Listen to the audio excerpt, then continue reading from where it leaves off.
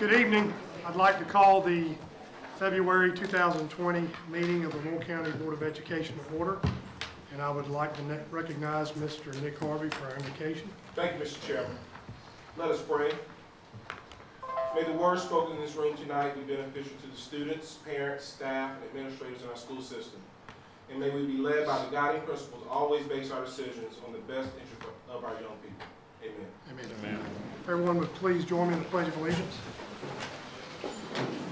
I pledge allegiance to the flag of the United States of America and to the republic for which it stands, one nation, under God, indivisible, with liberty and justice for all.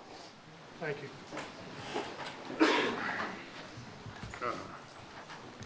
I will now recognize Superintendent Williams for our agenda. Thank you, Mr. Chairman. Members of the board, it's my honor and privilege to present to you tonight for your consideration and hopefully your approval of tonight's agenda.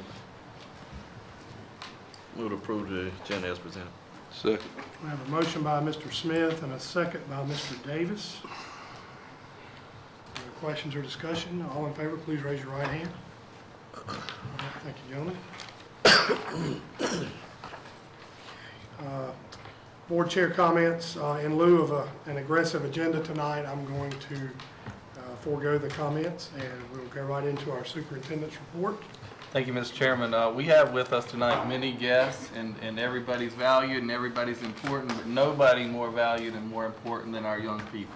And we have a lot of young people here to present tonight, to be a part of the board meeting. And I have to be honest with you, those are my favorite parts of the board meetings, when our young people come and display the learning and show what's really happening in our schools. And from where I sit, they are our future, and from where I'm sitting right now, our future looks very, very bright because of you guys. So thank you for being here as special guests tonight. Also, we have as special guest scouts from Sharon United Methodist Church. I'd like to have them, they're here, they're working on a merit badge, and I'd like for them to stand, please, and their scout leaders are here. Let's give them a round of applause.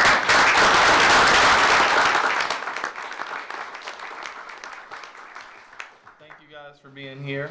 And February is National Black History Month. Members of the board and members of the public, our schools are planning many activities, many curriculum-based activities, many programs, many celebrations, and we'll get invitations out to board members and members of the public are invited to those events as well.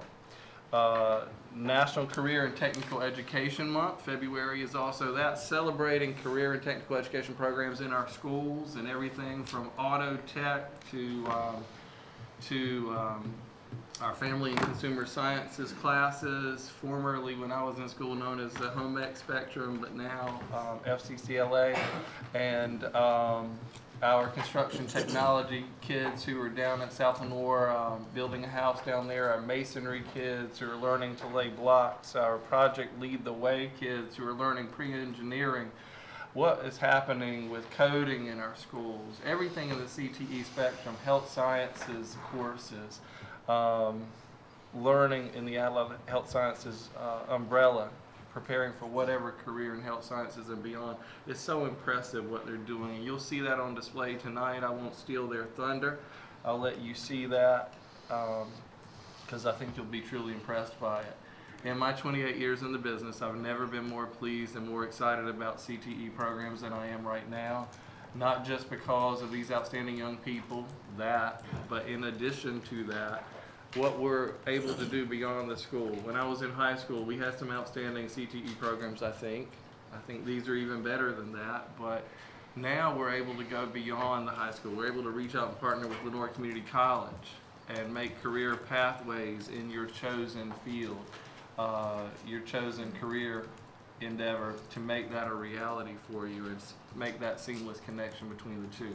I'm excited about that. I'm also excited about our new partnerships with Crown Manufacturing and Spirit Aerosystems, taking high school kids for pre-internships and then full internships and partially paid internships and fully paid internships, and finally the gold at the end of the rainbow, a guarantee Not that you're well prepared for a job, but I guarantee for an actual job and a career on a career ladder with a strong advancement potential and a high salary. So career and technical education, I've never been more pleased. Ms. Jones, you and your team are doing a great job. CTE teachers here tonight, thank you for what you're doing with these young people. Some amazing things happening. So I look forward to those presentations. This is National Love the Bus Month in celebration of school transportation. We have about 138 buses on the road every day, yellow buses. That's not including your activity buses on the road in Lenore County every day. And those drivers are out there bumping around in these dark buses and going. I think one of my kids, the first stop is 6:20. The bus is outside my house every morning. So these drivers are out there working hard every day for these young people. And that, like so many things, can be a thankless job, but the great reward is getting to work with these young people every day. So let us endeavor to thank our bus drivers and our transportation team members, from our mechanics to the people who fuel the buses every day, and Mr. Mitchell and his team, the routing team that you guys might not be aware of, but they make all that happen every day so that those buses can roll. So. And Mr. Harvey supervises all the transportation, and Mr. Mitchell too. So we thank y'all for what you're doing. But do take some time this week if you know somebody who drives a school bus for Lenore County Public Schools or even another county, and let them know that you're aware that this is their month and that we celebrate them always, and especially this month. It is my honor tonight to recognize some of our young people and staff members, but we'll begin with two members of the Board of Education. Recently, during first semester actually, in Greensboro at the North Carolina School Boards Association annual conference, two of our members were presented with achievement certificates, and those certificates were actually sent. We mentioned this at the January meeting, but they arrived this month, so we'll present them, and I'll ask the chair to assist me in presenting them. But to two members of our team, Mr. Bruce Hill was recipient of the Scholars Circle Award for a high number of training hours with the North Carolina School Boards Association, and Mr. Elijah Woods for a Certificate of Merit. And these gentlemen have worked hard, and they've engaged in the training and the process of professional development as school board members, and we certainly celebrate them. So gentlemen, if you come forward, please, let's give them a round of applause.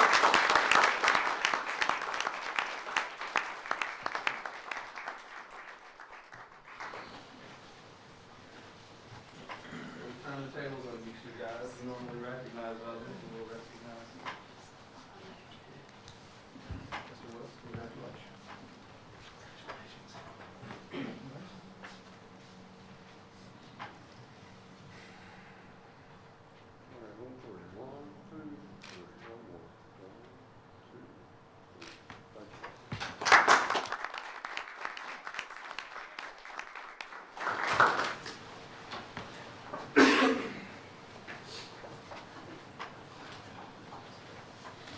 Two more teachers from Lenore County Public Schools have added their names to the exclusive roll of National Board Certified Teachers for this district. Our congratulations go to Ms. Brandy Murphy of Banks Elementary School and Mr. Ray Scott Spence of North Lenore High School.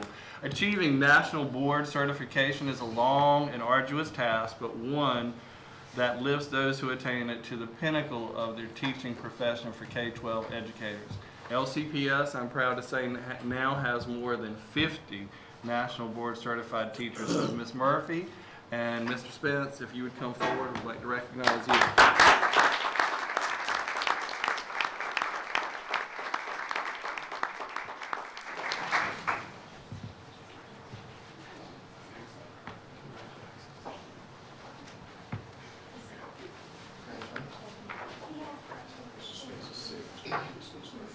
Mr. Resmus is going to, why don't you stand in for Mr. Spence?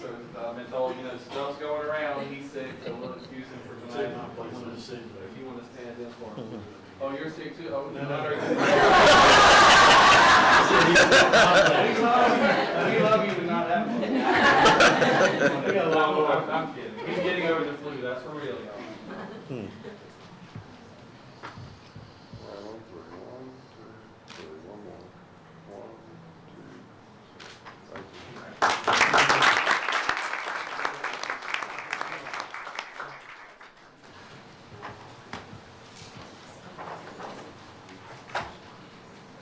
Miss Kristen Davenport, an 8th grade science teacher at E.B. Frink Middle School, was honored on Friday as North Carolina's Outstanding Young Educator for 2020 by the North Carolina Association for Supervision and Curriculum Development. This singular award, which was presented to Ms. Davenport at the NCASCD's conference in Pinehurst, goes annually to an exceptional educator with fewer than 5 years of experience. It is worth noting that Ms. Davenport is a native of Lenoir County. She graduated North Lenoir High School after attending Northwest Elementary School and E.B. Frink Middle School, and she has spent her entire 4-year career as a teacher at E.B. Frink. Let's honor Ms. Davenport.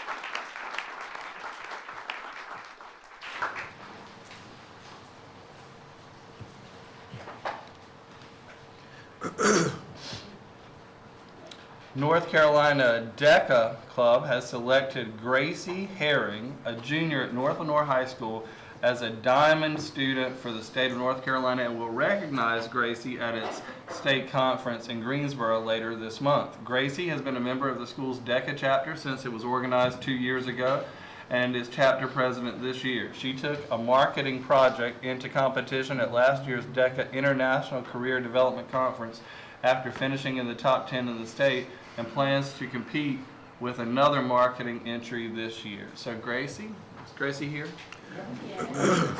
Let's recognize Gracie.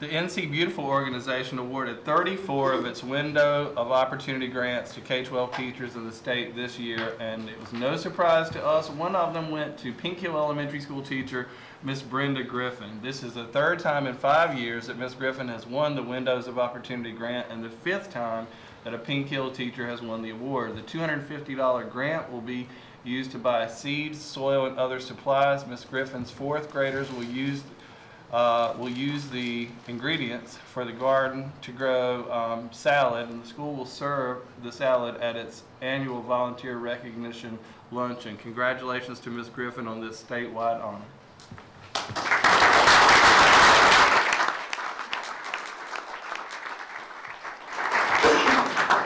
One other thing I can share with you, Ms. Griffin actually ranks in the top 5 for all the teachers in our district for the number of individual grants that she has written and received this school year. So Ms. Griffin, we're so proud of you. Great job.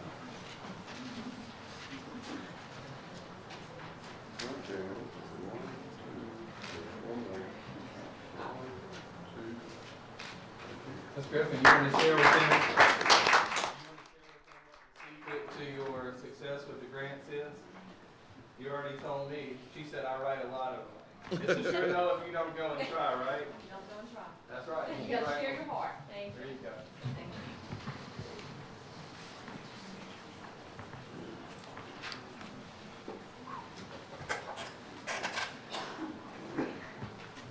Finally tonight, E.B. Frink Middle School student Lila Mooney is the winner of a 7th grade history essay contest sponsored by the Mosley Bright chapter of the Daughters of the American Revolution.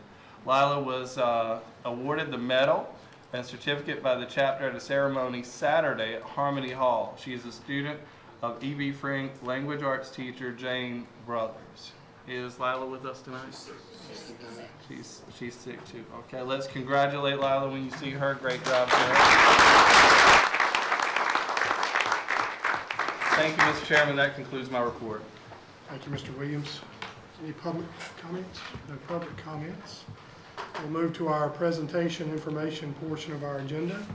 And our first item is our Cte Month Presentation. Mrs. Jones. All right.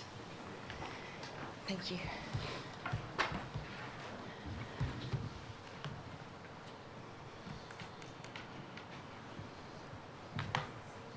And Ms. Jones will be combining the technology spotlight that we normally have. Most months she's combining that into her presentation. All right, good evening. My name is Amy Jones, and I am the High School and Career and Technical Education Director for Lenoir County Public Schools, and I am honored tonight to be able to share the wonderful things that are happening in career and technical education for our students. We are CTE. I'm really excited to share with you a promotional video created by Mr. Patrick Holmes and our CTE staff and students of our CTE programs that I'd like to debut for you at this time.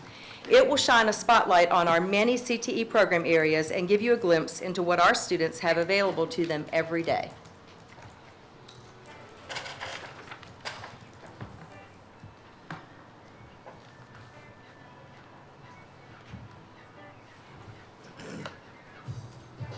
Every school day, hundreds of Lenoir County Public School students go to work. In high school and middle school classes, they get hands-on instruction in skills that can lead to lucrative careers. They prepare for that day, and they will compete for a job and be counted on to perform as employees or as entrepreneurs. They gain confidence knowing they will be ready. They are students in our Career and Technical Education program, the real-world education we call CTE. The CTE program offered by Lenoir County Public Schools is as varied as it is valuable. In classrooms, students acquire an excellent foundation in a dozen broad program areas, from agriculture to engineering, from health science to information technology. Opportunities for every student, including opportunities to earn certification in specific work skills in high school or through LCPSNC partnership with Lenoir Community College. Outside the classroom, CTE students get to explore career choices through monthly job shadowing adventures with dozens of partners from Lenoir County's business and manufacturing community. For students who have decided on a career path, CTE opens the door to paid internships and pre-apprentice programs with our area's largest manufacturing operations. At regional, state, and national competitions, our CTE students test their skills while meeting new friends who share their interests. CTE students are engaged students who can easily relate what they are learning to their teacher. While they are improving basic skills like reading, writing, and math, they are gaining practical experience and skills valued in any work or academic environment. Skills like teamwork, creative problem solving, and use of technology. No matter how students plan to further their education after high school, CTE can be a great first step, a launching pad towards productive employment and personal fulfillment. For more information, contact your school counselor or click on the CTE section of the LCPS website at www.lcpsnc.org. That's all, folks.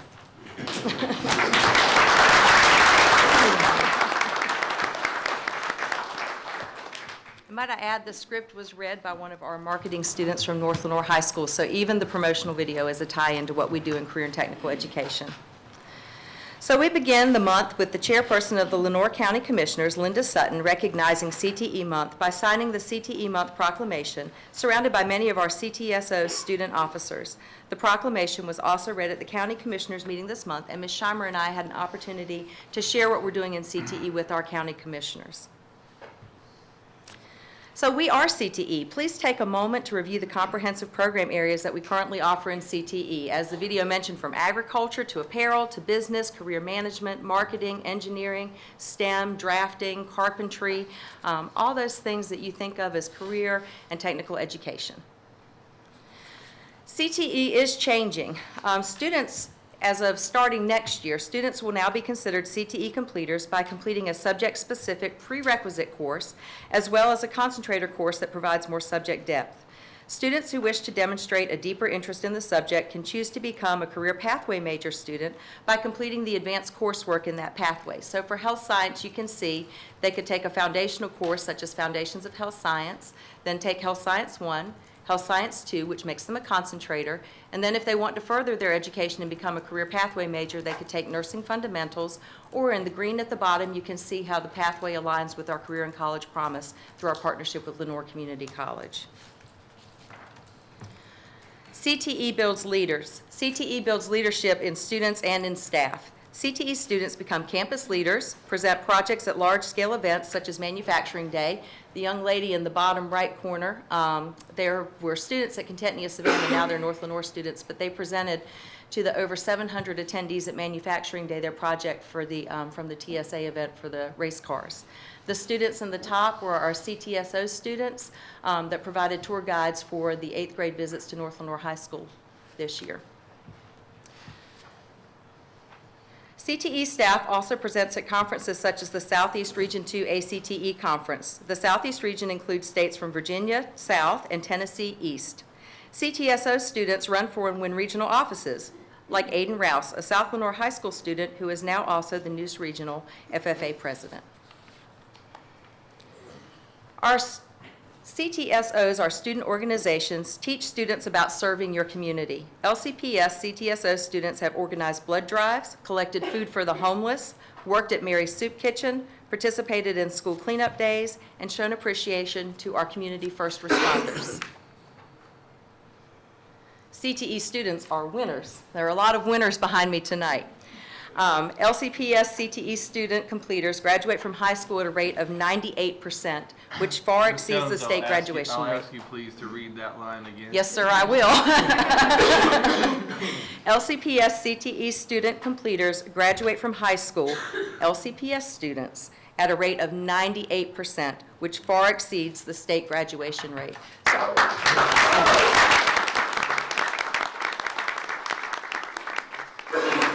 we believe that by getting students engaged and active in their education and tying them to a club or organization where they feel some sense of belonging helps them complete high school. CTSO students win at local, regional, state, and national competitions. CTE students also earn industry-recognized credentials such as Microsoft credentials, OSHA safety credentials, career readiness certificates, and work keys.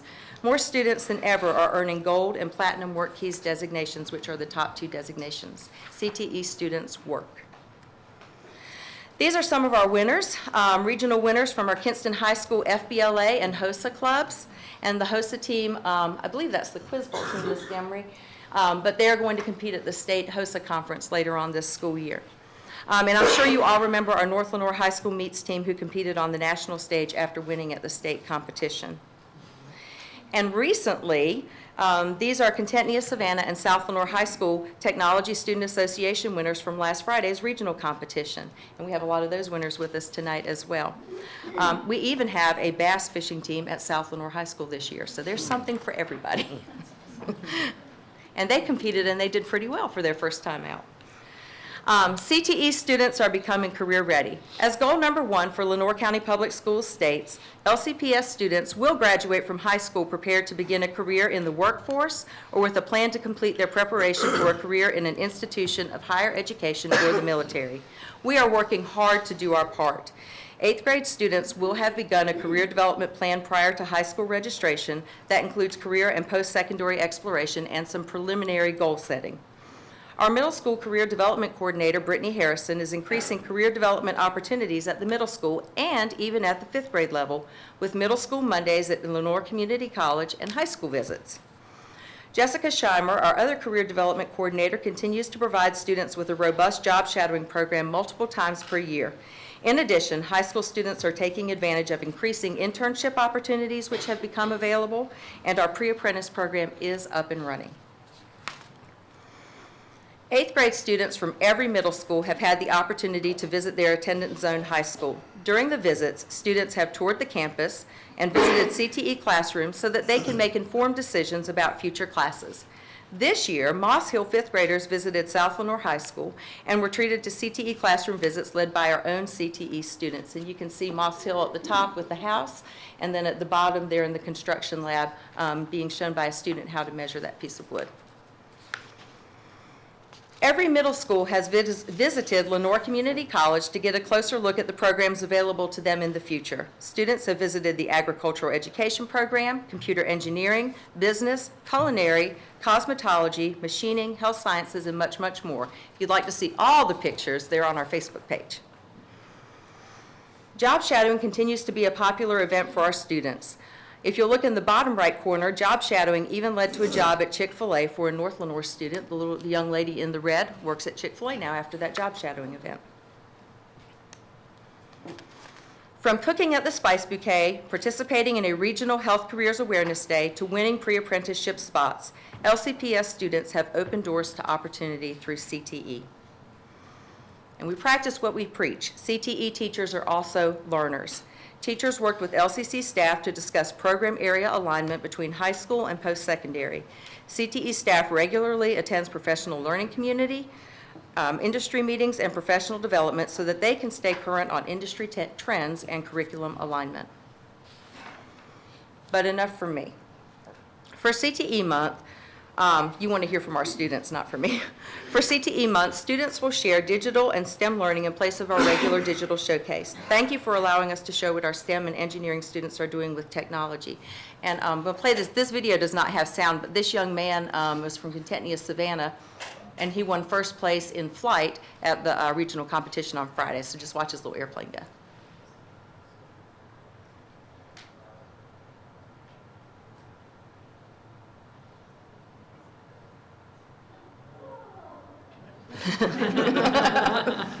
And they time the flight, so the longest air time is the one that wins.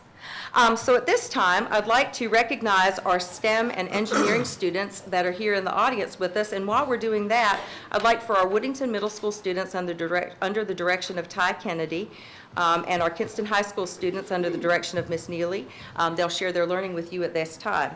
So I'd like to recognize our South Lenoir Project Lead the Way students. If you all please stand with your teacher.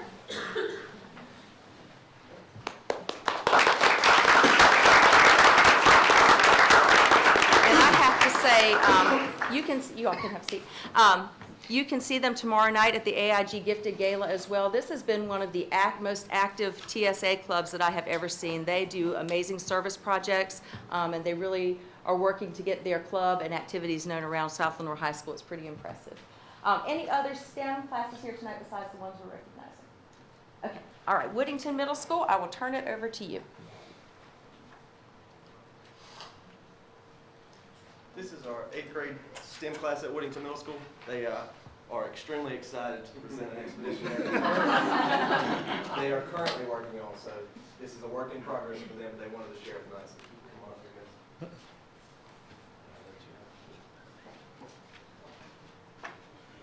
We would like to first take a moment to thank you all for the opportunity to be here tonight.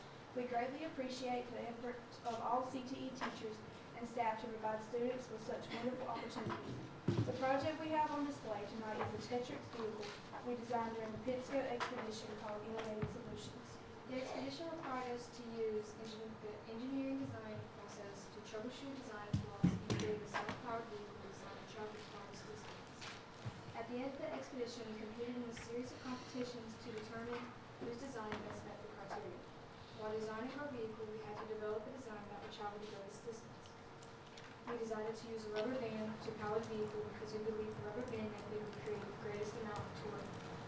We also designed the chassis to be aerodynamic and lightweight to create a vehicle that would travel as far as possible. Thank you again for giving us the time to display our hard work. CT classes provide students like us with the opportunity to learn and grow in a hands-on environment that prepares every individual for the successful future.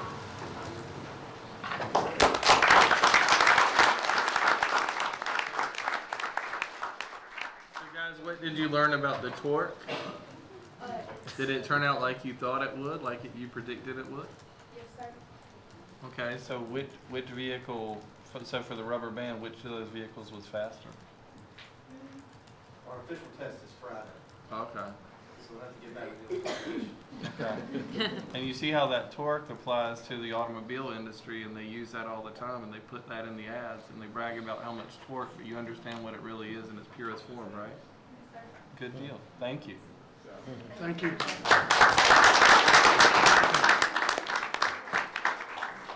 All right, at this time, we'd like to share projects from Kinston High School under the direction of Miss Neely. And we've had some flu tonight, so Miss Abria is going to handle the project for us this evening. Thank you, Abria. Good evening. I am Abria Brewer from Kinston High School. Dexter is fun to code. When we have trouble using Robot C, this programming simplifies the process of programming using VEX materials, and I will be demonstrating it.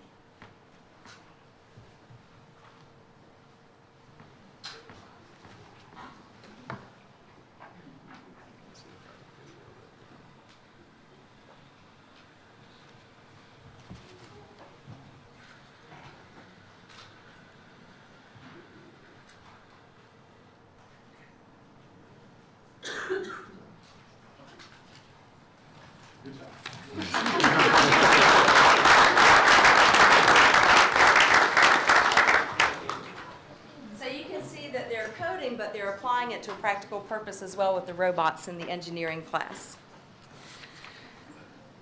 All right, at this time, I'd like to recognize our business and marketing program areas that are here tonight. Kinston High School is here under the leadership of Felicia Lynch and Janetta Newton, Gina Cousins, and Johnny Lewis. If the students would stand. Our Kinston High School business, please stand. There you go. She's doing double duty tonight.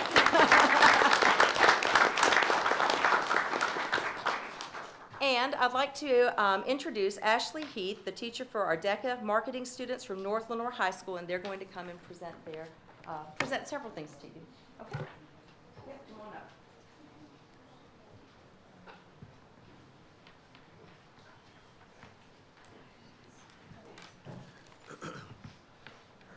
Hi, I'm Carrie Lynn Deaver. This is our marketing club that we have here at North Lenore. So I'm going to let Jacob sit down. Bring this up. Marketing those shirts This pretty is the good. voice of the CTE video here. Oh, yeah, hi. That's me. You did a great job on the video. Sorry. Hello, everyone. My name's Jacob Deaver, and I am in DECA.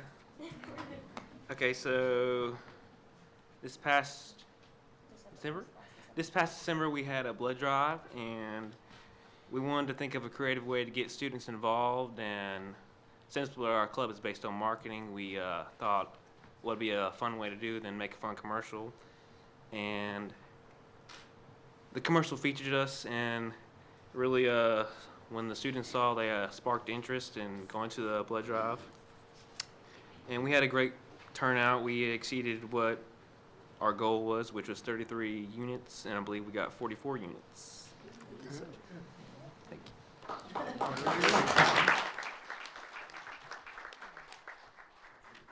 Hello.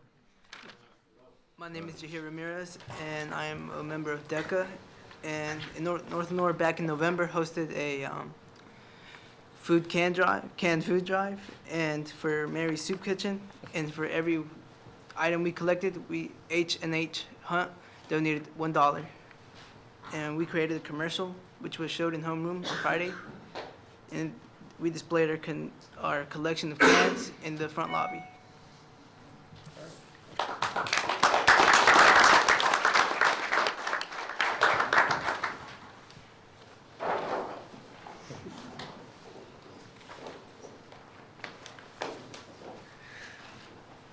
Hello, my name is Savion White. I'm here to talk to you about the Raffle Daffle Shootout that we have just brought to North Lenore.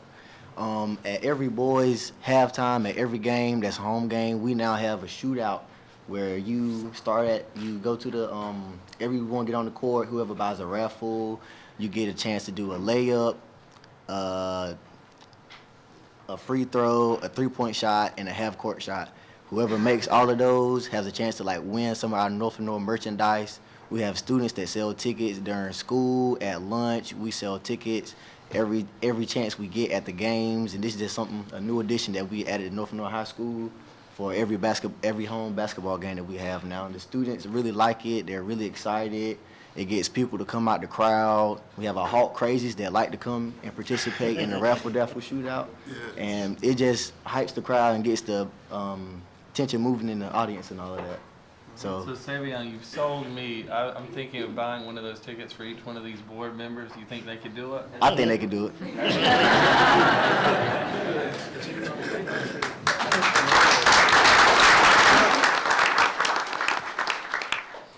Hi, I'm Gracie Herring. I'm actually going to be talking about an internship I did this past summer.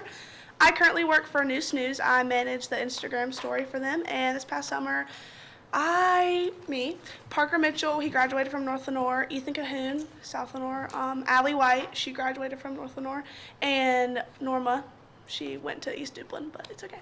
The internship was based on learning how to market, which is what I do. I'm a marketing student, and managing the Instagram story and having this internship really set the pace for how my life is going to go. Because a lot about marketing is relationships with people who you're in business with.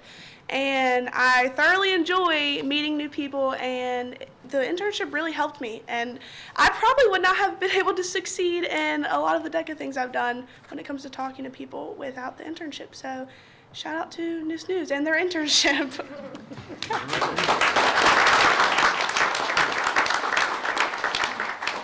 All right, so again, I'm Carrie Lynn Deaver. The last thing we'll be talking about is our North Lenore flight shop that we have. Jacob here and Savion are actually modeling some of the things that we do have in our shop and that we offer. And we're also going to be showing some of the stuff that we have. But our flight shop basically was created by our marketing students at North Lenore.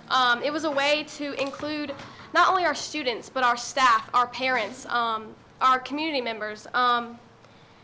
And we created something that like everybody could wear, not just for our sports teams. So yeah, here's some, we have hats, we have shirts, socks, stickers, like all of the things you could want. But yeah, it's a really fun time, and it really gets our students involved. They love like all the merchandise. We sell it during some of the games, during lunches at school, and they have a really fun time getting to wear it at all of our events that we have. All right.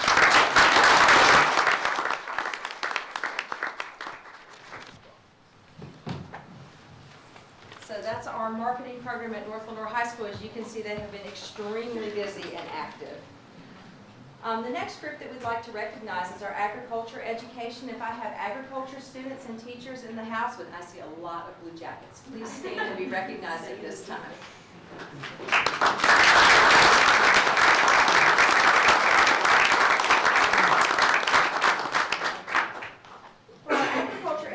Spotlight, we'd like to showcase our middle school agriculture program from Cte Savannah K-8 school. We also have a middle school agriculture program at Woodington Middle School, so it's pretty neat that we have those two programs that can feed into our high schools. Mr. Rubio, the teacher for the program, is sick, so his beautiful wife, Courtney, has graciously agreed to stand in for him this evening. These are two of our 8th graders at Cte Savannah. They were in Mr. Rubio's biotechnology class, which is the class he teaches for 8th grade, and this is a project that they did that I'm going to let you the rest of them. Good evening. Good evening. My name is Jesus Summers. I'm 14 years old. I go to Cte Savannah. My name is Brandy Bullock. I'm in the 8th grade at Cte Savannah. Today we want to talk to you about an awesome project that we did in Mr. Rubio's Exploring Biotechnology class. The project is titled the DNA model and is where we have to create a 3D model of DNA. The material can be recycled, new, or donated by somebody. We worked in groups of 3 and developed a plan using the rubric that Mr. Rubio provided for us. After we gathered the materials we planned to use, we finally put it all together. This was a moment when Mr. Rubio stepped in and worked with each group and made sure that everyone understood the parts and purpose of DNA. Here are 2 projects that were constructed this past semester. The part that I liked about the project was that we got to work with each other and we all got to come up with something to put on the project. Like, we used recycled materials and everybody would find something to put up there.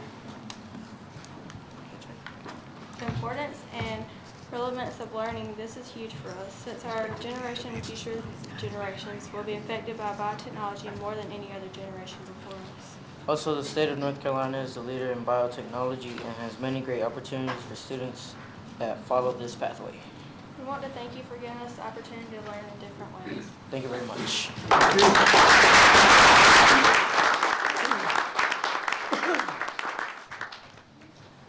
Thank you. FCCLA stands for Family, Careers, and Community Leaders of America. We are proud to spotlight one of our South Lenore High School food students on our billboard. And their teacher is here tonight, Ms. Summer. Yes, okay. Ms. Jones, while Yes, she's sir. coming forward, do you want to tell them about the billboards and the billboards going? Yes, yeah. So the 3 billboards that I have used for the slides, and the third one is on the feature slide. Mr. Holmes is working with us to make sure that we are promoting CTE for CTE Month. And last year we did 1 billboard, and it rotated through the digital billboard cycle. It's on Heritage Street. And this year he said, why don't we do 3? And we'll spotlight it and make the students' pictures a little more, we'll focus a little bit more on each program area, so we do that. So if you want to go see our billboards, right down Heritage Street, and I pulled into the doctor's parking lot, but Mr. Williams sat through a light cycle. You didn't have to tell that. Well, there's an explanation. It's only up there for 8 seconds, y'all. So you gotta look close, look quickly, and pay attention. Safe driving only. But it's up there for 8 seconds. Then the next business rotates, and we come back around. I think every 4th time. So. Yeah, they're really great billboards, and I showcased them at our Southeast Region CTE Directors meeting on Friday, and everybody else was jealous. So thank you, Mr. Holmes, for that. I appreciate it. But just one more way to show the wonderful things that we're doing in CTE in Lenore County. At this time, I'd like to introduce food students from Kinston High School under the direction of teacher Jody Gutenberger. Hey, so today my classes made y'all cheesecakes, mini cheesecakes. So they're gonna walk around and let you choose. There's toppings and napkins. So one of y'all, and then we'll do that. So give them cheesecake. Put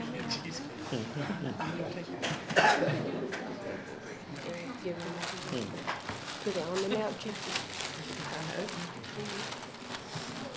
I'll give you napkins. You can just spread it.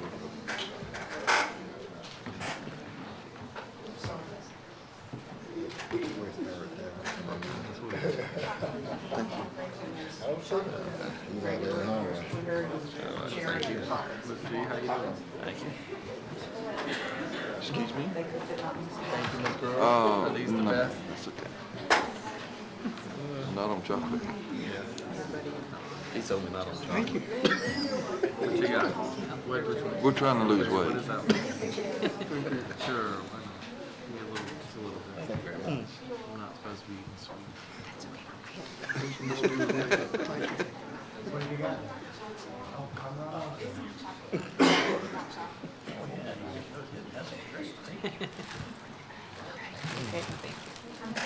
I'll take this with those.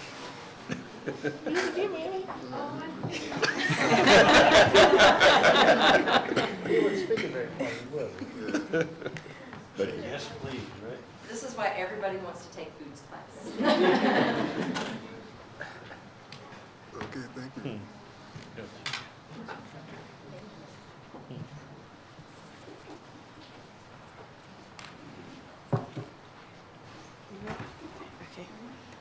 We as students have been given the opportunity to develop a deeper understanding of the careers available in foods and nutrition. These are fields that will allow us to work in hospitals, restaurants, training gyms, government agencies, and with athletes. We are also studying ServSafe. This is teaching us about a commitment to food safety. As the year continues, we will be learning about nutrition, nutrients, health foods, meal planning, and international foods. We are excited because our teacher won a grant from the Chamber of Commerce. With this grant, we will have a chef present a signature dish. Then we will have a competition between groups in our class cooking the chef dish. There will be judges to judge our food as well. We are hoping to learn a lot about cooking in a competition setting. Thank you for your time. Thank you. So ladies, which cheesecake was more popular in your class? Well, me and her, we made chocolate. Okay. Oh, okay. The problem with cheesecake is it has to go in the refrigerator for a couple of hours after you make it. Right. And we're only there for 90 minutes. Okay. So they didn't do it. And while they're packing up, I'd like to recognize our health sciences students. And if our health sciences students who are in attendance tonight would please stand. We have health sciences from North Lenore, South Lenore, and I believe Ms. Demmer is in the house from Kinston High School as well. So thank you.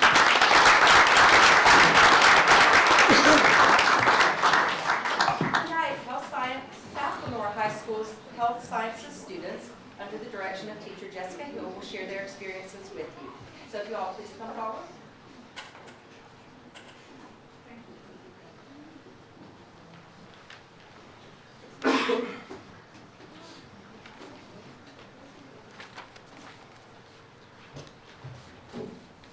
Good evening. I'm Devin Leiker. I'm the Public Relations Officer for South Lenore Health Occupation Students of America. With my speech, I would like to focus less on the course itself as opposed to our teachers. Early January last year, my father passed away, and that was the second semester of my Health Science 1 class. At that time, my teacher, Ms. Hill, did not initially know me that well, didn't have any reason to put the extra effort in to make me feel more comfortable because I was just a new student in her class. But throughout my course, she was the most supportive and caring person throughout that whole process of recovery. She talked to me outside class and made sure I was comfortable with whatever was going on. And if I needed some extra help, she was always there to assist with whatever was going on. Without her, I probably wouldn't have passed the class or most of my semester. She drove me to join HOSA and put the extra effort in with what I had. And I worked up, and now I'm the Public Relations Officer for our HOSA chapter. Our HOSA does the blood drive at our school. We get names for everybody to donate. And every year, almost consistently, we always overdo with what our initial goal is. We have more than just students donating. We have parents, members of the community that drive out specifically to go to our school and help with our donations. We also support our community with dementia walks or the diabetes walks with Lions.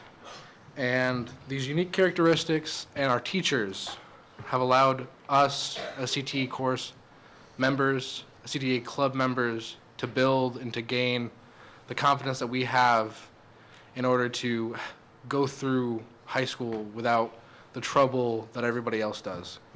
They make us feel comfortable. Without them, we wouldn't have as much that we do now.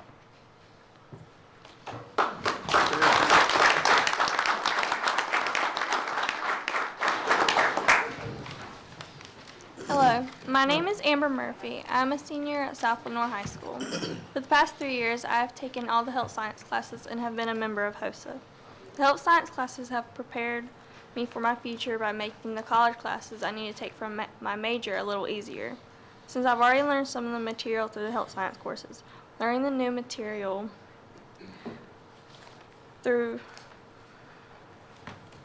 will be easier than having to learn it all at once. Not only have I learned in my health science classes, but I have also learned many things through HOSA. In HOSA, we run 2 blood drives a year, averaging about 65 units per drive. We assist the Lenore County Dementia Alliance yearly, as well as the Walk to End Diabetes in conjunction with the Lions Industries for the Blind. These experiences have taught me many things, such as what it means to help others. It has taught me how to be a leader, and what I'm most proudly of is how this club has shaped my social skills. 3 years ago today, I would not be sitting here in front of you, but this club has helped me gain the courage to do so. And that's why my health science classes and HOSA have been one of the best parts of my high school career.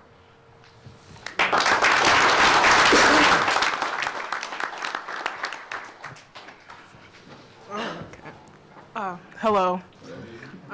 My name is Akira Harper, and I am a sophomore at South Lenore High School. I believe that HOSA isn't just another thing to be a part of or another thing to be put on your application. HOSA is a team of people who want to help others. HOSA has taught me that I'm not just a student and my GPA doesn't always matter. Athletic ability isn't always everything. When I first started taking my health classes, I had no idea if the medical field was the career I wanted for myself or if it was the career my family wanted for me. I quickly learned that my health science classmates weren't just my classmates, they soon became like friends and family. Knowing that others are passionate about what I'm passionate about really helped me grow as a person and develop my social skills as well. It's good to know that I'm not alone. I don't feel weird or out of place in health science. I feel like a member of a team. Health science and HOSA have shown me my favorite things about myself, and I know now that I would rather help others than score a goal. I'm a proud CTE student, and I would not change the fact that I signed up for these classes. Thank you. Thank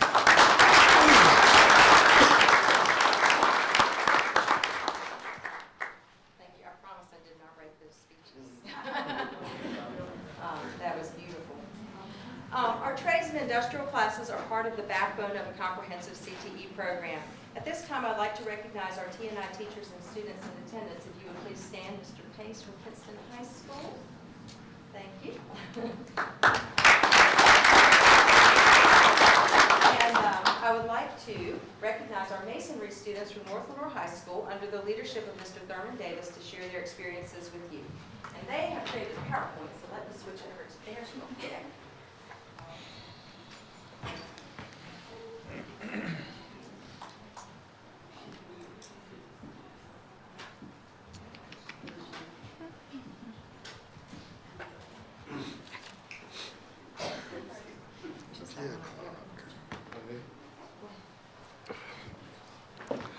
Good afternoon.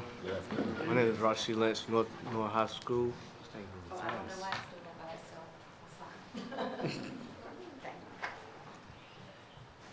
I think we're going to have to scroll. I don't know why it's doing it like that. Is that okay? Okay. Okay. Again, my name is Rashi Lynch from North High School, 3-time masonry student. As you see here in the pictures, top right corner is me at the contest that we go to every year doing the Masonry 1 project. We have 3 courses of block and on top is a rollout. You see Jada in the left corner. She's doing a contest called the Line Burner, which is at the who can lay the most bricks by the line in under 20 minutes. How did you do in that contest, Jane? It was my first time in that picture.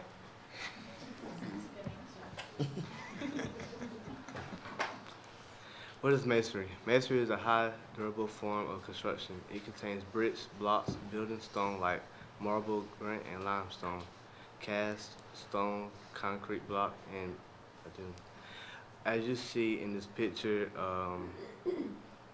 she's building the walls, the booth that is in the weld shop in the ag department. What is masonry to me? Masonry to me is a traditional work of art that takes hard work and dedication. It is not a talent that comes to you overnight. It is a hard work and dedication.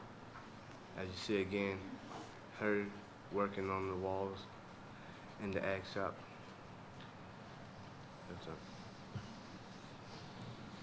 Benefits on site. Masonry buildings have large lifespans than any other building type. Offers a high resistance against eroding, pests, weather, and natural disaster. Non-combustible improves fire protection from the building and occupations. As you see here again in the top right corner, me in the doing at the same contest, doing the same project, Masonry 1. That year, I actually came in 4th place that year. Then this picture, bottom left, yeah, Jada doing the competition, the Masonry 1. Every year we attend the annual Bush Hardy Top Trial and Line Burning Contest In this contest, you have a chance to win cash prizes such as first place, $500, second place, $200, and third place, $100. How much was fourth? I don't think you guys can.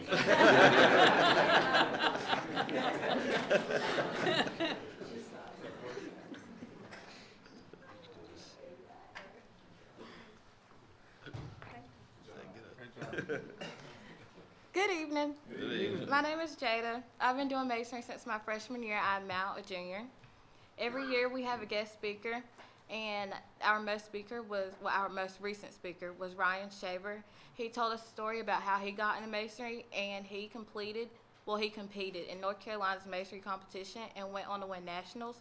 It was this one thing that he always told me, and he said wherever I go, as long as I have my trowel, I'll have an income. And this is our 8th grade tour. And this is actually Rashid right there. And that's some more 8th graders. We try to get them as much into it as we can. To keep the field of masonry going, when our uprising freshman class comes in for a tour, they always stop by our classroom. We give them a quick look through of what we do and encourage them to join us. Learning masonry is such a good trade to have. At our school, there's steps to become a Masonry 3 student. First, you have to do core and sustainable construction, and that's learning the terminology. Then you have to do Masonry 1, which is learning how to lay brick.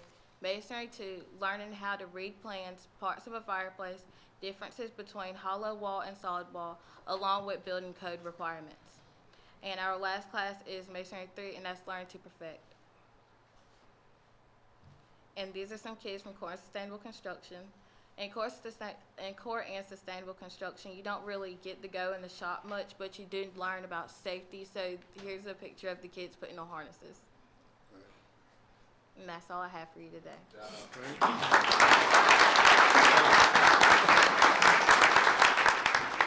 So Jairee and Jada, what would you say? You say the 8th graders tour and they always come in. So what would you guys say to 8th graders or 7th graders or 6th graders who might see this presentation on television or might visit North Lenore? What would you two personally say to them about masonry? Because some of them might have misconceptions about it.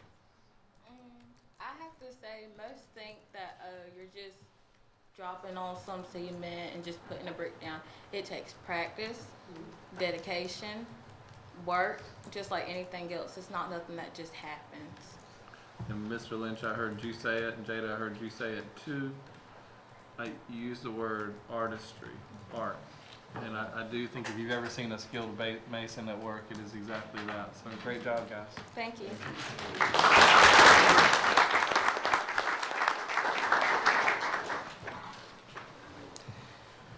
All right, and you might recognize Mr. Lynch from our billboard. He is one of our pre-apprentices at Crown. All right. So I want to thank the CTE teachers, staff, and students for coming out tonight to share with you what we're doing in career and technical education in Lenoir County Public Schools. I hope you are pleased with what we're doing. CTE teachers and staff are winning grants, growing student leaders, and shining a light on the future. In this picture, our pre-apprentices, LCPS CTE staff, and Crown mentors in leadership are checking in on the progress of our students and the program. Students are at work through CTE. Together, Lenoir County Public Schools and Career Technical Education are building a stronger workforce for our community, and together we are CTE. I thank you all very much for your time.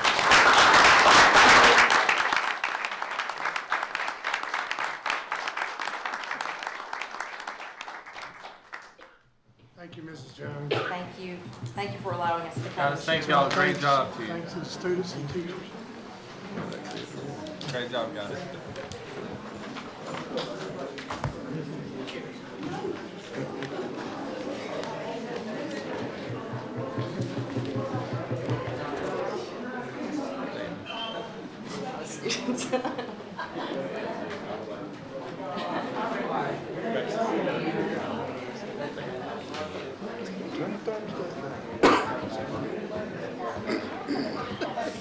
It is from you.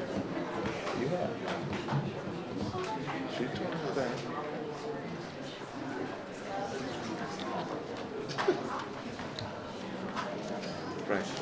We'll move on to our next presentation item, which will be our 2018-19 financial statements and auditor's report. That will be Mr. Adams.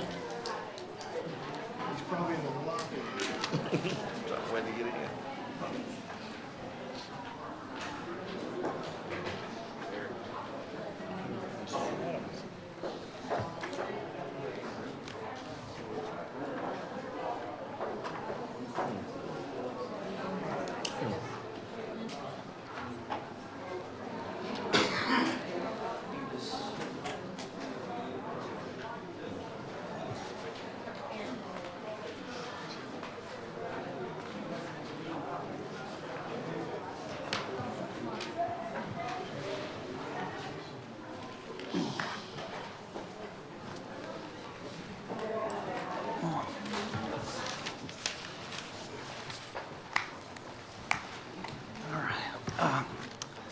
I'd like to thank you for having me here tonight to present the audited financial statements for the year ended June 30, 2019. I met with Superintendent Williams and Eric last week and went over the audit in detail, and I know you've got a lot going on tonight, so I'm going to keep my comments brief, but I'll be happy to entertain any questions that you may have. I think everyone has a copy of the report in front of them. Not everybody? You, I'm sorry. So I'm just going to highlight a few areas. Pages 1 and 2 are the opinion, and that is where we state whether we consider the financial statements to be materially correct, and we do present an unmodified opinion. So that's the opinion that you want. Moving on to page 12, if you will. This is the activities of the school board for the year ended June 30, 2019. And I'd like to turn your attention to the bottom of the page.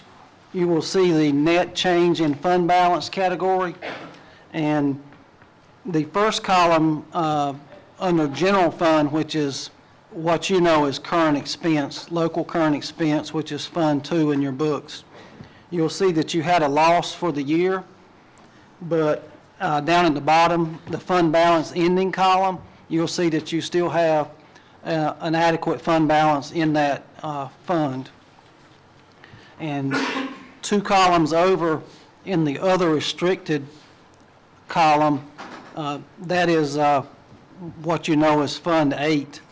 And those are other local type funds, grants, things that don't run through DPI, private grants, for instance.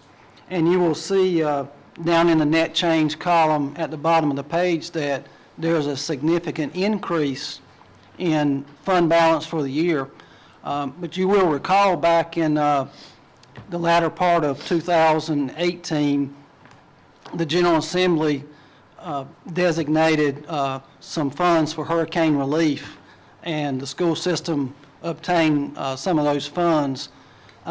So that and most of those funds were not expended at the end of the year, but I will tell you that the majority of that fund balance is restricted to be spent in a manner that is prescribed by the funding source. So most of those funds are not available for general appropriation. And that's our recovery money from the hurricane damage, and those contractors are already under contract with a lot of them were working at the coast, and the work has been delayed, and that is beginning now. Some's already begun. So in other words, you'll see a large decrease in that next year. The next item is on page 16. This is the activity of your food service program. And once again, the program had a sizable profit and has done extremely well for the last few years. So financially, the program is very strong. particularly since you implemented the new policy regarding meals 3 or 4 years ago. Moving on, that is the funds that you basically are responsible for at the local level. The other funds that I didn't mention are state and federal, and they just kind of balance out every year. The compliance audit, that is where we look at various programs to determine if the school board was in compliance with the various requirements of grants, and there are significant amounts of requirements for the various different grants. We took a look at the child nutrition program, the special education program, and in state public school fund this year, and that encompasses a significant part of the approximately $75 million of federal and state awards that you receive. And we're pleased to say that we had no findings related to the compliance with those grant areas, so that is definitely a commendable achievement for the school system for this year. We thank Mr. Adams and his team for their hard work and all the schools and all that they've done to make that a reality. So, thank you. The next item is on page 70. We had 2 findings in last year's audit that we presented.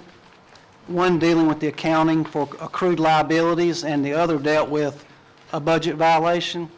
And those findings were cleared this year. Our audit procedures indicated that those items had been corrected. We did present one new item for management to consider this year related to fixed asset procedures, and we have had this very finding in years past, but basically what it indicates is that there are some issues with the recording and disposal of fixed assets, both at the school levels and here at the central office. And Superintendent Williams and Eric and I talked at length about looking at the procedures, additional training where appropriate, and various other items, maybe looking at the software that you use to kind of revamp that accounting for fixed assets. And I think they have a plan that they're working on to get that going, and hopefully it will not be an issue in the future. So that's kind of a conclusion of my presentation. I would like to thank Superintendent Williams, Eric, finance staff, and program administrators, all those that are responsible for assisting in any way in the audit. Makes our job easier, and it's a pretty significant undertaking for the board and the employees to get this done every year. So I'd certainly like to thank them for their assistance, and I'd be happy to take any questions that anyone might have.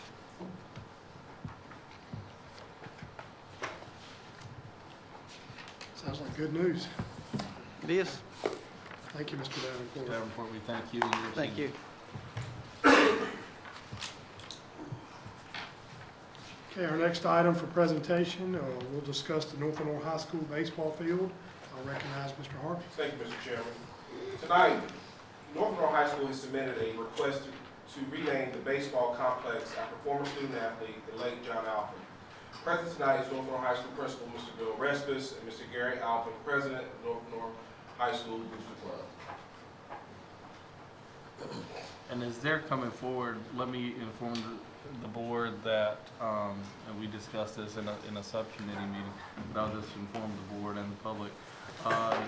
This process that they're making you aware of actually is an add-on process to something that happened a few years ago. But there was a dedication ceremony of honor, but nothing was actually officially dedicated. Yet a large bronze plaque is out there at the school behind the backstop. It's beautiful. It's on a pedestal base. Very attractive. Many of you might have seen that, but to honor John Alford, and his family and his legacy at the school. And at that time, the board was not considering any requests to name any facilities at all. And that was the only reason that it wasn't brought before the board at that time. But that's the historical perspective on this, because somebody asked me in the community a while back, a year or two ago, they said, well, that's a request about this naming, and I said, well, there's a process, and they said, well, why go through the process if it's already been done? I said, it hasn't been done, and I explained the technicality there. So thank you for your time tonight. Good evening. I'm sorry for a little raspiness, but about a little over a month ago, I received a letter from Mr. Gary Alphen, no kin to John that I know of. No, absolutely. Wanted to point out that. But in the letter, he was asking for consideration for the school, for the administration of the school, and for the school board and central office to recognize and dedicate the field after the name of John Alphen, called it the John Alphen Field. And so we went through the process at the school level, talking with the ADs that have presented it to the school improvement team, and then afterwards we presented it to all staff, and it was just overwhelming yes that they would support it. So at this time I would like to present that to you for your consideration. And also, if you want to share the process of how it actually was initiated, the letter was the fruition of it, but talk to us about the process, because our procedures do indicate that it needs to come from the community and from the school community. I know Mr. Alphen helped initiate that. So. Exactly. Again, no relation to John or Lisa and Carlton, his parents. I did graduate from high school with them during their time period. But I've been very involved in North Lenore High School athletics, especially the last 5 years. I'm a graduate of North Lenore High School in 1981, played all sports through my 3 years there. And but the last 5 years, having a student and now another student in the school, I've been very involved. And this baseball field and this baseball complex is, it's directly, I mean, John's memory is directly affected this field. His parents have named it kind of a field of dreams type thing. But not only John in the athletic sense, this has a lot more to do than athletics. Our athletes are student athletes, and John portrayed that above and beyond any student that I can remember. He was member of state baseball championship team in 2007. Runner-up in 2007, 2006 was a member of the state baseball championship team.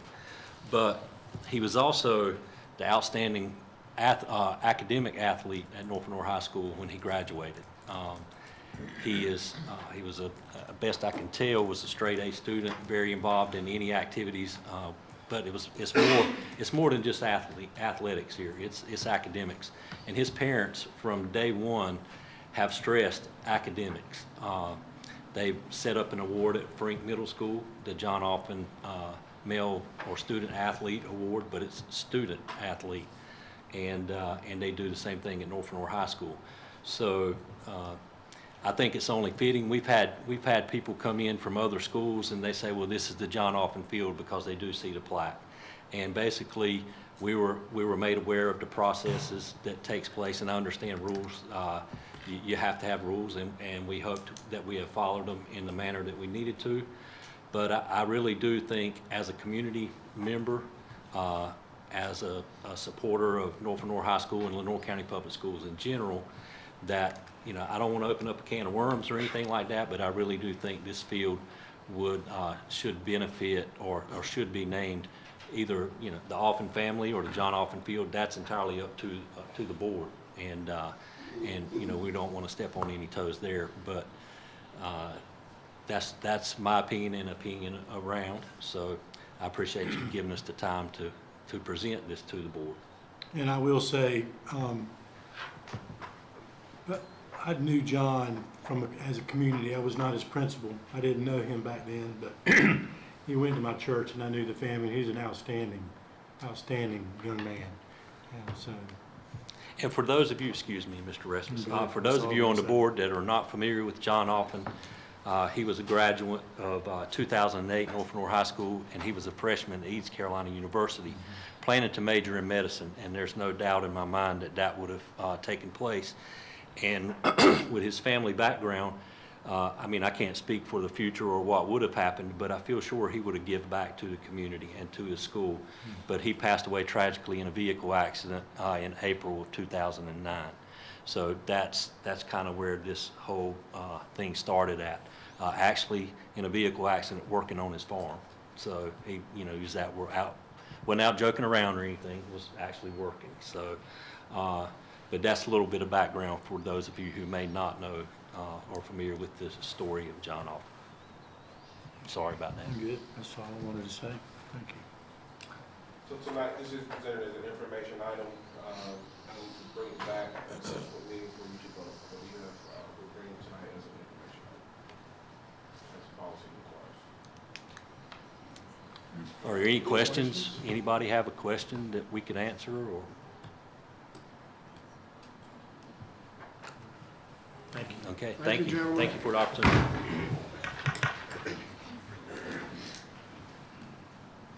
Okay, we'll stay with Mr. Harvey and our Banks Elementary School property. Yes, thank you. The North Lenore Volunteer Fire Department has requested the Lenore County Board of Education consider classifying 1.33 acres of property and referring the property to the Lenore County Board of Commissioners for possible sale to the North Lenore Volunteer Fire Department to use for an auxiliary fire station. President tonight is Mr. Danny Smith and Mr. Danny Smith. They will share in detail the intended use of the property with the board. This tonight is an information item to be considered for action during a subsequent meeting.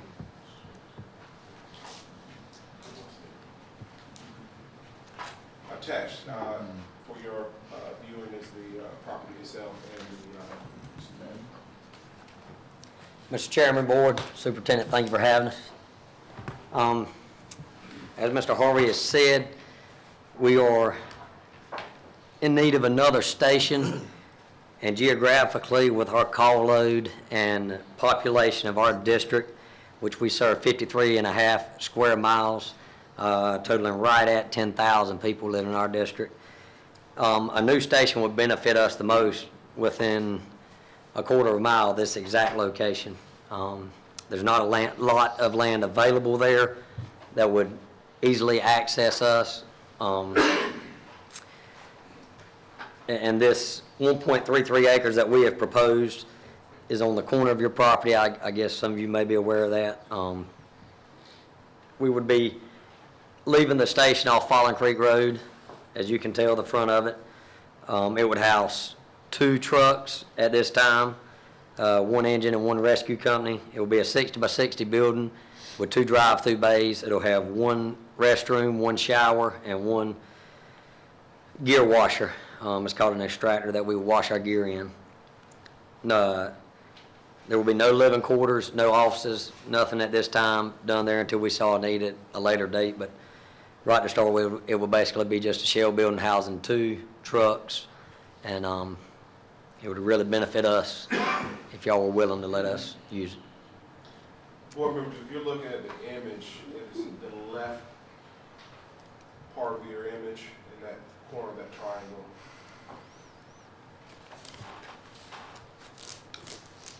I also have a map here as well. It's on a satellite view. I don't know if it'll be hard to show. Do I? Oh, they have a satellite view as well? Okay. You'll see what we're after.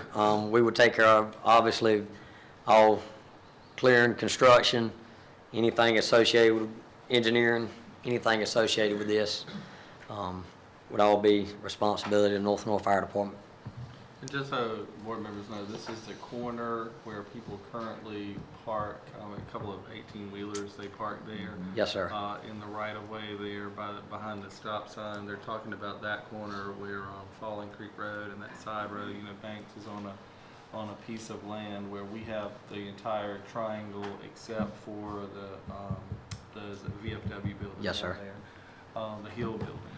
But other than that, we have that whole piece of land, and it is crossed by the WASA line, the big WASA pipe, and nothing can be built over across that, so we couldn't put anything there.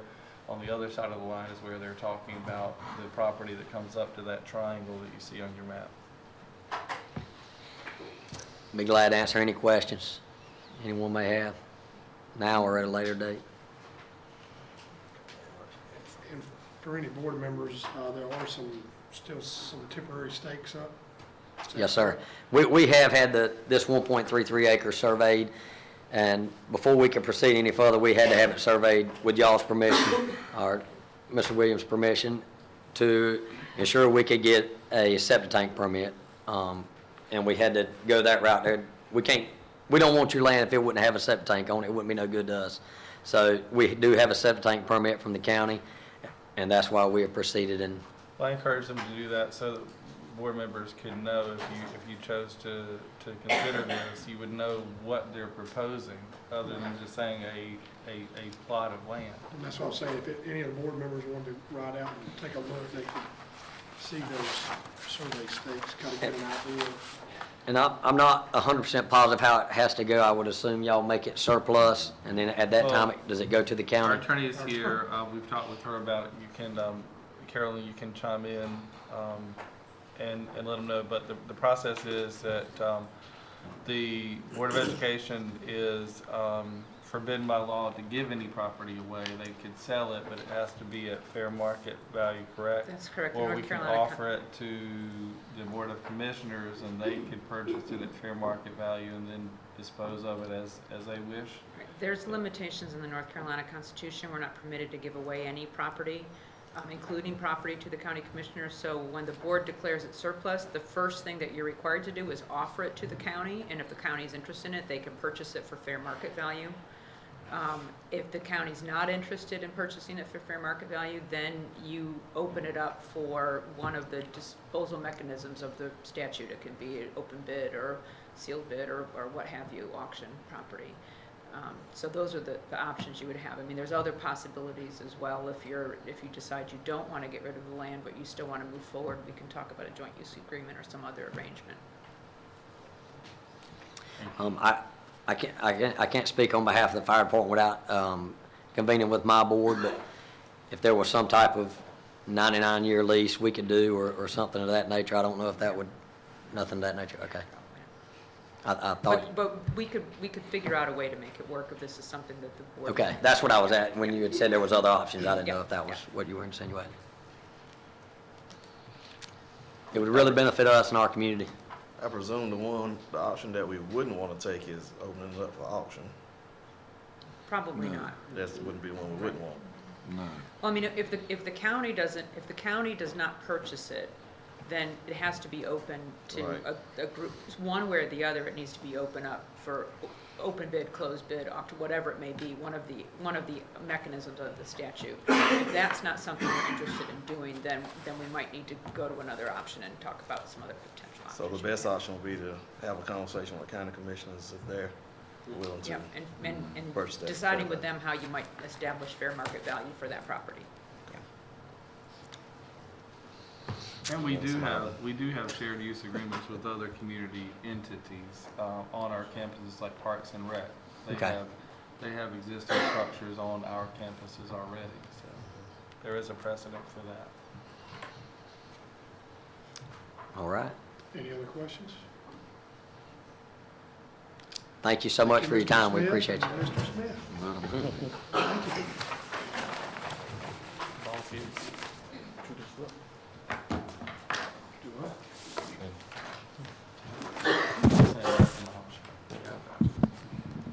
Our next item is our North Carolina School Board Association policy revisions. Superintendent Williams. Thank you, Mr. Chairman. Tonight, I'm bringing forward to you for your consideration from the North Carolina School Boards Association and the subscription we have from them to review policies through the Policies to Lead subscription in response to recent legislative action. The policies are submitted for study with action to be taken at a subsequent meeting.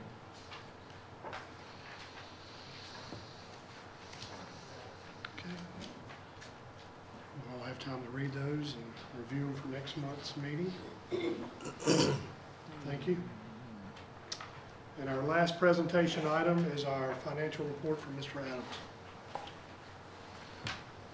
Thank you. Good evening, board members. The January 2020 financial report summarizes budget and year-to-date activity for all Lenoir County Board of Education funds as of January 31st, 2020. Additionally, the report presents the local current expense fund as of January 31st. The local current expense fund balance does include all applicable adjustments from the audit that was just presented.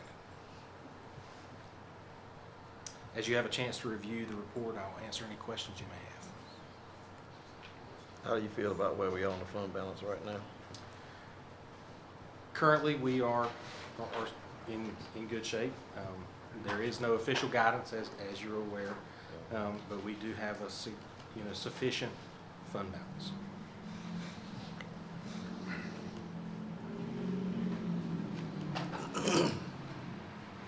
Thank you, Mr. Adams. Okay, moving into the action portion of our agenda. Our first item is Lenoir County Public Schools short summer session. Mr. Corey.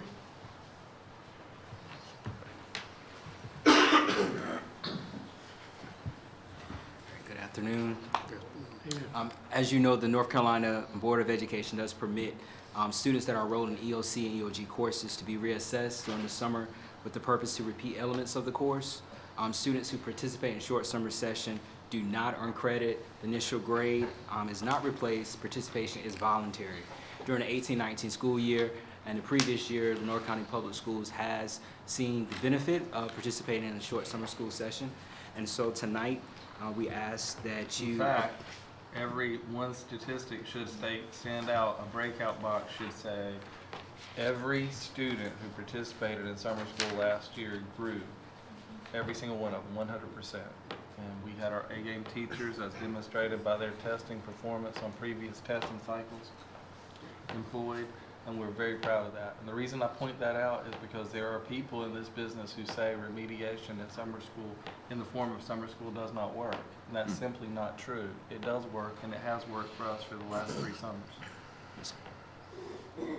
So we ask that you, Lenoir County School Board, approve Lenoir County Public Schools short summer session for May 26th through the 29th for our elementary through high schools, and May 18th through the 20th for the early college high school. If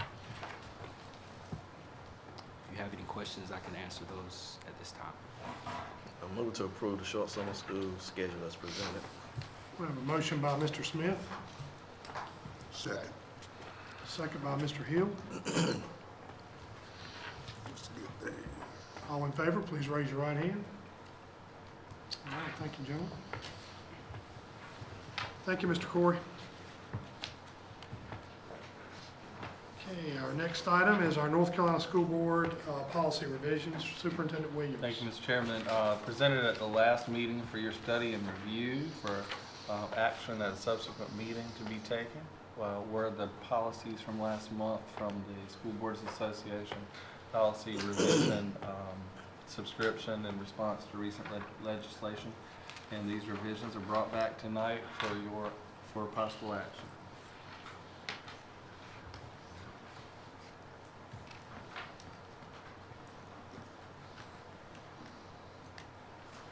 Entertain a motion to accept these revisions. So moved. Mr. Woods makes the motion. Do we have a second? Second. Second by Mr. Davis. All in favor, please raise your right hand. All right, thank you, gentlemen. Our third item is the surplus of teachers' memorial property. Mr. Harvey. Thank you, Mr. Chairman. Tonight before you again is for you to consider declaring teachers' memorial school property as surplus according to school board policy 6560. This was first brought before you in April of 2016 as an information item and is an action item tonight for your consideration. And since that time, we've used Teachers Memorial. We used it for a year and 2 months after Hurricane Matthew. and we used it for a few months after Hurricane Florence for our transportation facility that was unusable after both hurricanes. We thought we would need it for Hurricane Dorian, but fortunately we did not. Also, in that time, we've been watching the use of that facility for possible need from the K-3 class size legislation, but that has not materialized. We've now got 3 full years of data from K-3, actually 4 if you include the planning year, and we have not needed that, and we project that we won't, because none of our schools are overcrowded except for 2. And those, if they accepted fewer, those 2 schools, if they accepted fewer transfers, would not be. So that has been one of the questions asked is, well, why have we held on to it? Why have we kept it? So that's the reason why. But we're getting to a point now where the cost of keeping Teachers Memorial is, we're going to have to make some big decisions about spending some money chiefly on roof structures and HVAC repairs, or we're going to have to dispose of one of those 2 options, because we really can't continue to stay in a holding pattern, because the leaks in particular are starting to add up to the point of being in critical status.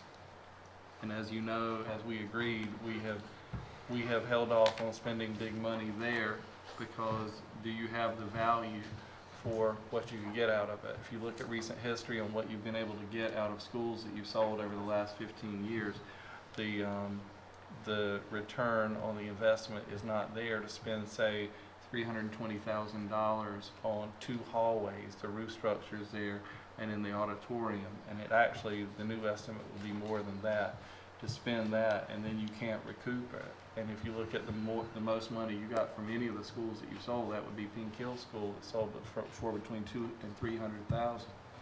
And you would eclipse the total, and you might get more than that there, or you might not, but you would eclipse that expenditure and then not be able to return that investment, much less the total worth and value of the school. So in HVAC, those are individual units, and they have pretty much some obsolescence built into it, and they're what they call the barred units that bolt onto the wall. And every classroom has a different unit, and those would have to be replaced individually, and over the last 3 years we've not done that. So as I understand it, on the low end, we're spending about $7,000 a month just to maintain the utilities in that building, somewhere thereabout. When it was operational last, Right. that's what it was. And that was a scaled down version of the school, what the school once was. That was with pre-K and, as Mr. Williams indicated, with our transportation department there.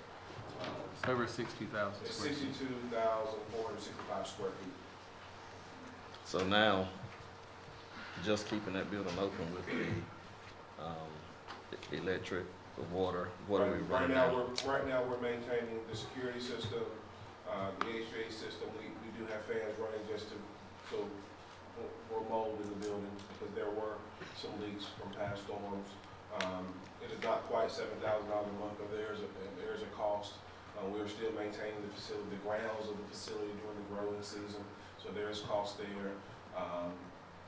We've had to, if you go by there, we've had to replace plywood on most of the exterior windows. Vandalism. For some vandalism. So there is a amount of cost. It's not quite $7,000 now a month, but there is a cost for running the HVAC, some fans, and the security system, and maintaining the grounds. Mr. Chairman, Yes, sir. Mr. Anderson. I recognize that I'm probably in the minority here, but I have the same issues today that I did 3 years ago when this was brought up. One, you're giving up property you own while you're paying rent to house a program that you don't own. Two, we have, I think the information that I received, that the 2 bonds that we have won't be paid off until 2028, one, and one 2029. So you're talking about another 8 years. I just don't see us looking forward enough and inclusive enough I don't see us getting 8 years out of Frank. I don't see us getting another 8 years out of Southwood. If you're going to look at facilities, I think you're looking very narrowly if you're just taking the low-hanging fruit and look at teachers.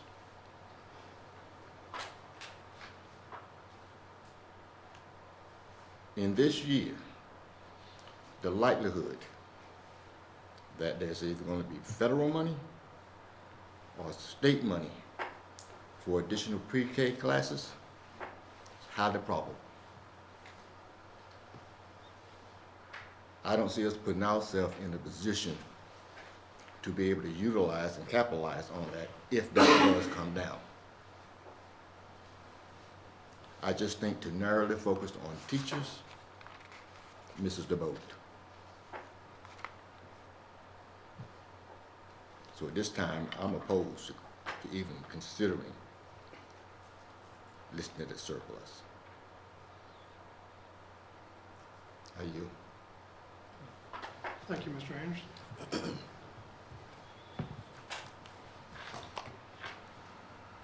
As far as the leasing part of the conversation, I've never been big on leasing either. But when I have a lease, that is my only cost, and I can rely on the owner to repair and maintain the grounds and everything, versus, an empty building that it costs them quite a bit of money to not even use.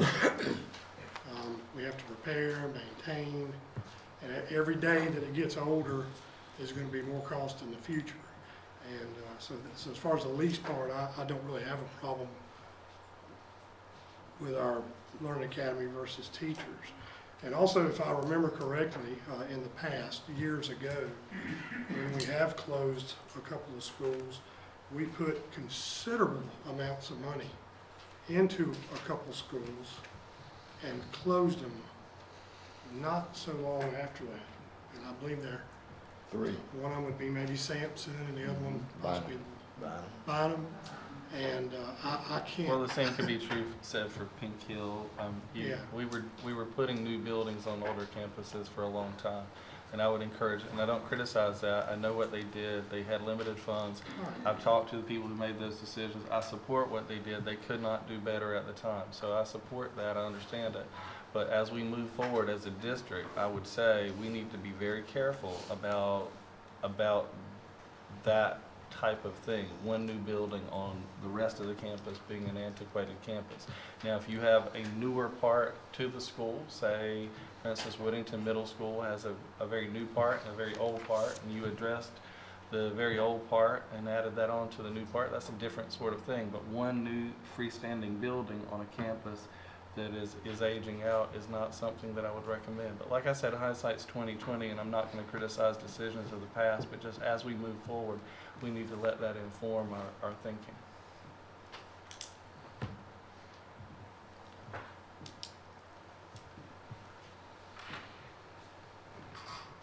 So I guess, and I understand what Mr. Anderson is saying, but I guess the question would be, if we kept that building, needs a roof that we know that would be substantial amount of money for us to spend,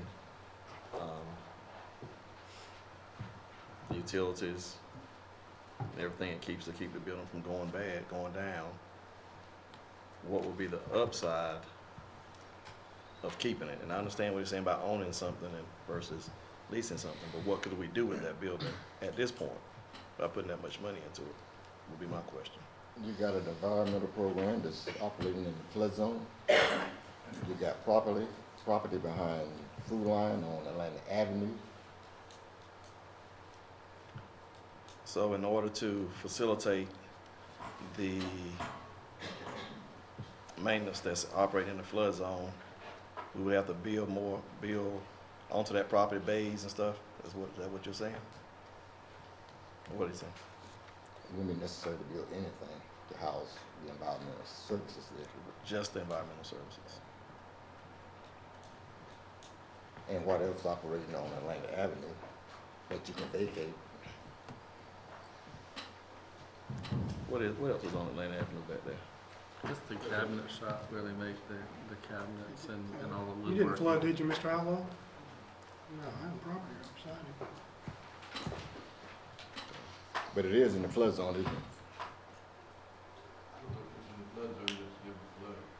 It's connected to the bus garage, isn't it? Mhm. I'm talking about the park. Environmental. That's what I'm talking about. Yeah. Some out of Atlantic Avenue.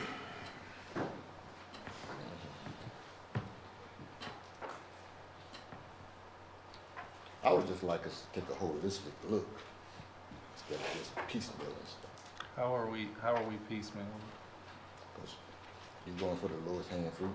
How is that? You haven't said anything about Front. You haven't said anything about Southwood. Those are usable schools in far better condition than this one. In 8 years? Well, we're not talking about 8 years, we're talking That's about what right I'm now. saying. In 8 years, if we don't do anything to teachers, it'll be 10 times worse than it is now because the roof will have fallen in. I grant you that. I'm just saying, I can't go to the commissioners and ask for $300,000 or really closer to $500,000 to fix Teachers Memorial. I can't do it. If y'all direct me to do it, I'll do it, but I think I know what their response will be. And you sure it's gonna cost that much? Well, let's go conservative. Let's just say for the roofing, it could cost $500,000 just to fix the auditorium roof. I was giving you the estimates not using the auditorium, just for the rest of the school. Now, is there a multi-million-dollar addition on the back of the school? Absolutely. Is that hard to walk away from? Yes. Was it hard at Pink Hill to sell that for a little over $200,000 when they had a multi-million-dollar brand new building connected to the old building? Absolutely. $900,000 at J.H. Sampson, and it was closed a year and 2 months after they added it. Absolutely. Those, and Bynum School, Bynum was in great shape. So these are difficult decisions, but right now the condition of teachers doesn't make that, it presents a challenge. I'll put it that way. It's the board's decision, and I won't comment on the board's decision. All I'll say is it's a challenge for me and for our team if we had to come up with that money, because I don't know where that would come from, because ideally, you're exactly right, but in an opposite way for me, because the money that we're currently using to keep up our other schools, we would have to divert that money to teachers to a school that's not even being used. So that's where we come down on it. And I think, and we have a member of the Board of Commissioners here, and I can tell you just in talking to the county manager last week, they're talking about efficiency and the use of making better use of what we have. Is that not right, Mr. Harris? That is correct. And of course, we will have a joint meeting with the Lenore County Board representatives and the county commissioners in April, I believe. And of course, this is one of the issues that will be discussed.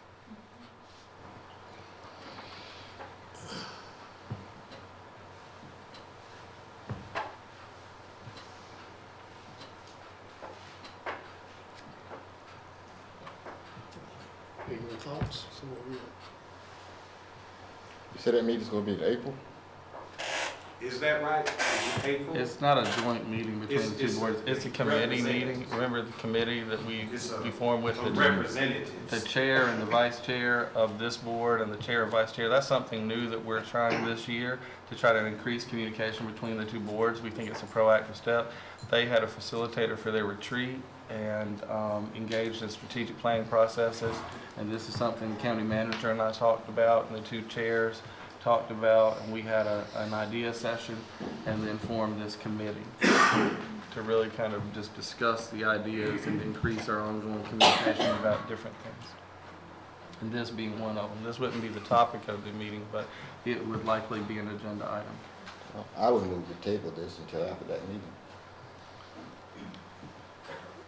this isn't going to be an item in the meeting, is it? Well, I mean, Not necessarily an item. It's likely to come I'm up. just saying that that is part of the conversation, not specific. And I, Opposed to tabling it. I have also spoken to a commissioner and just, you know, informal conversation, and belt tightening it was a word used, and I think, you know, they've got to do the same, and they're gonna look at us to do the same. And they are tough decisions. And I also, I don't believe we can wait till 2028 or 29 to think about building additions or new schools. If we are, then we're kicking that can down the road. You know, a county does not have to have just one bond at a time. There are also other ways to fund construction that are out there. So do I think Frank is going to be there another 9 or 10 years? I certainly hope not, because it is old. But I just don't see teachers playing into Frank as far as, you know, talking about Frank and using or not using it. You should be able to do a cost analysis to get the answer to what we're trying to do here. $500,000, I don't know if the city can stand that or not right now, from what I'm hearing. Like I said, those are not the specifics. So it will be up to what the board chairs will discuss. And of course, there will be a representative from this board that would be the liaison to the county commissioners, as I am a liaison to this board. Okay. Well, again, you can do a quick cost analysis to see if it's a benefit or not of keeping it. I think That's easy. provided in the committee meeting. Yeah, that's easy. We had that in that committee meeting. Yeah. Yeah, just need to provide it to the rest of the board. We get that too. I'm not opposed to tabling it to April. I mean, another month's not gonna make it. Is that a motion to table? I made a motion to table. We have a motion to table and a second. Any more discussion? All in favor to table? Question, do you have to designate? You have to designate when it will be back up. Is it When at it'll be the back up. It will be at the April meeting, or will it be the May meeting that you want to take? We will not have a meeting in April. We will have an end of March meeting and a May meeting. So now we're talking about waiting all the way to May. Do it in May. This is 4 March. It's 3 more months. A lot can happen in 3 months. We've been waiting 3 years. So we'll go 3 years and 3 months if it passes. I have a motion to table Teachers Memorial deemed surplus property until our May board meeting. And we have a second, Mr. Hill? Yes. Any more discussion? All those in favor of tabling the Teachers Memorial surplus, please raise your right hand. That's 6. All those opposed? All right, thank you, gentlemen.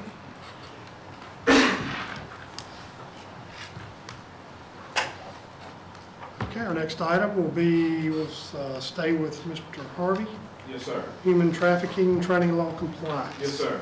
During January's meeting, the human trafficking training law was presented as an information item. Tonight, we respectfully ask you to grant the superintendent's office the authority to select a vendor to ensure compliance with the new law.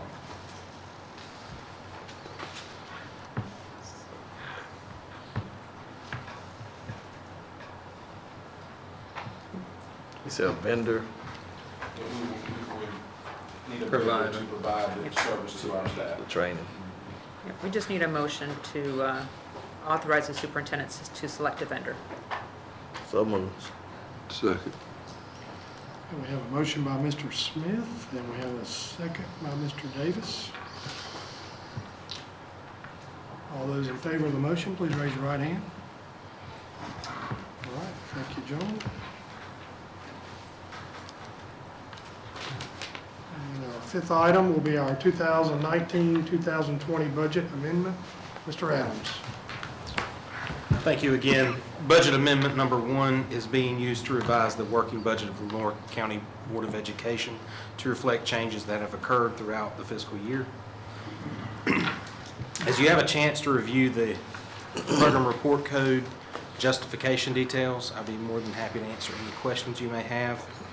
Many of the changes are part of the mini budgets that passed the Senate, the House and Senate throughout the last few months, as well as changes for additional allotments that have been received.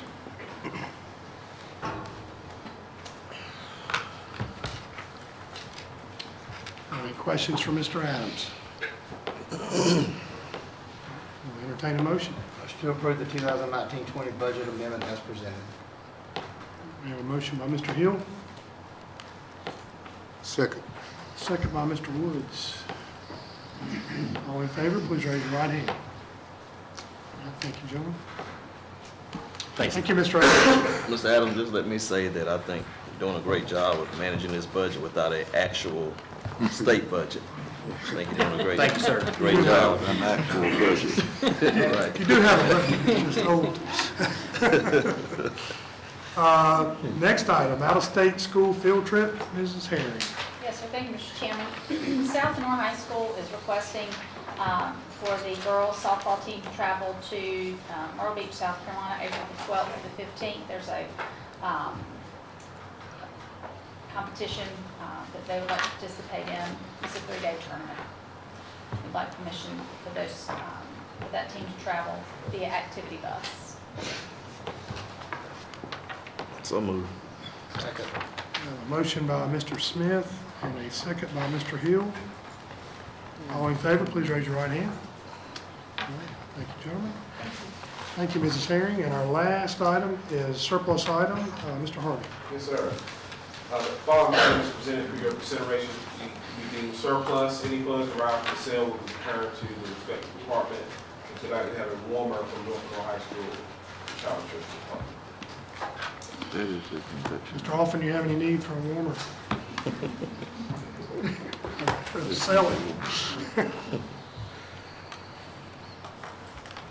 All right, we'll entertain a motion. Motion to approve the inventory item as surplus and sale with the proceeds returned to the appropriate department. We have a motion by Mr. Hill, Second. second by Mr. Davis. All in favor, please raise your right hand. All right, thank you, gentlemen. I will entertain a motion to go into closed session. I move that Lenore County Board of Education go to closed session under North Carolina General Statute 143-318.11 to prevent disclosure of confidential personnel files, to consult the board's attorney in order to preserve the attorney-client privilege, and to consider matters relating to initial employment of an individual employee. Motion by Mr. Hill. Do we have a second? Second. Second by Mr. Bogan. All in favor of going into closed session, please raise your right hand. Thank you. We are now in closed session. We're now back in open session. And I will entertain a motion to accept the personnel report. Motion to approve the personnel report and addendum as presented. We have a motion by Mr. Hill, and we have a second by Mr. Davis. All in favor, please raise your right hand. Thank you, gentlemen, and I believe Mr. Williams would like a couple minutes. I would. Thank you, Mr. Before we Chairman. It's my great pleasure tonight to welcome our newest principal. She's been serving in the capacity of interim principal at Banks Elementary School, and tonight the board voted to make Ms. Jan Tucker our newest elementary principal. So, Ms. Tucker, congratulations. So Ms. Tucker loves speaking before a crowd, and this is a small crowd, so I will be remiss if I didn't give you an opportunity to say something. Thank you. I am very honored and grateful for this opportunity. I love banks, and I look forward to serving our students and families and community. That was his one statement. You just have to stay for a long time. So I'll put it in a memo, quote, a long time. Okay, welcome aboard. That's it. All right, we'll entertain a motion to adjourn. We have a motion by Mr. Anderson. Do we have a second? Second by Mr. Woods. All in favor of adjournment, please raise your right hand. Thank you, gentlemen. We'll see you in about 3 weeks. Gonna be short.